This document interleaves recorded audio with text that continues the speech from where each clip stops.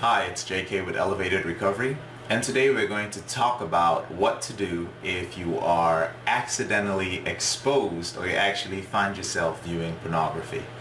Now, in today's world, in today's technologically driven world, it's not a matter of if you're going to be exposed to pornography, it's actually a matter of when. You could be watching a movie, playing a video game, watching something on YouTube, flipping through Instagram. Literally anything that you're doing that involves a screen today puts you at risk for being exposed to pornography.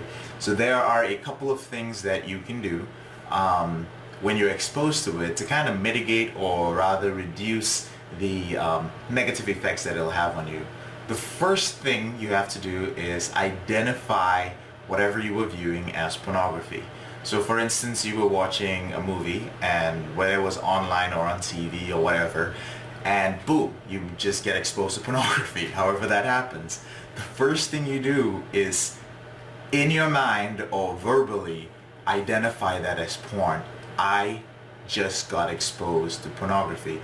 It literally takes less than a second for our brains to identify a sexual act. We're hardwired to identify that. So the first thing you do is you have to say, this is pornography. The second thing you do is you have to shut down your senses. What that means is, instead of indulging it or carrying on with it, you have to shut it down immediately. And there's several ways you can do this. You can literally physically shut down your senses by shutting your eyes or closing your ears. You can also physically leave the room or shut off the device that you got exposed to pornography on. So those are some of the ways that you shut down your senses to prevent this from moving any further. The third way is to find out what the lie in that piece of pornography that you accidentally were exposed to is. Now, one thing to realize about pornography is a lot of what it shows you isn't true about sex, about men, about women, about masculinity, or being feminine. So the first thing you do is, even if it was in a second or half a second, is try and identify what was not real about that. What was, it could be the actual sex act, it could be the actors involved in it, whatever about it that wasn't real. It's important to identify that. What this does is it takes away the legitimacy of pornography. And it's very important to keep doing this, because you're going to be exposed to porn. Even for someone like myself who doesn't watch pornography anymore, whether I like it or not, I'm going to be exposed to pornography.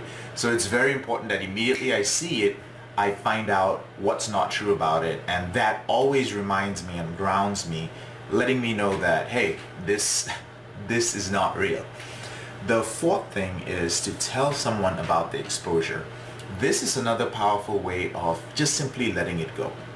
The more you stay away from pornography, the more sensitive you become to it. It tends to stay in your mind a little bit longer. It's something that sort of pollutes your day. So one of the things you can do is, let's say you have a partner or you have a sibling. You can, of course, a sibling of age, is you can just share with them that, hey, I was watching this movie and boom, suddenly I was exposed to porn, however that happens. What this does is that it just lets you relieve a little bit of the burden of being exposed to pornography.